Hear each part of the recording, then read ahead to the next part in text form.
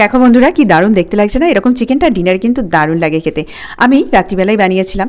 এখানে পেঁয়াজ আদা রসুন বেটে নিয়েছি, আর তার মধ্যেই একটা বড় সাইজের টমেটো, 4টে শুকনো লঙ্কা ভিজিয়ে রেখেছিলাম, সেটা বেটে নিলাম, কেননা এখানে গুঁড়ো লঙ্কা ব্যবহার হবে না।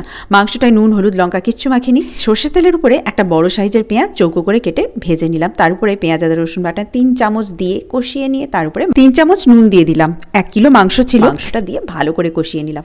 জম্পেশ করে যখন কাঁচা গন্ধটা চলে যেতে দেখতে লাগছে দারুণ, যে লঙ্কা টমেটো বেটে রেখেছিলাম সেইটা দিয়ে একটুখানি কষিয়ে নিয়ে ক্যাপসিকাম আর কাঁচা লঙ্কাটা দিয়ে নেড়ে নিয়ে সেই সময় দিয়ে দিলাম মশলার জলটা। ক্যাপসিকামের কাঁচা গন্ধটা চলে যাওয়া অবধি একটুক্ষণ নাড়লাম।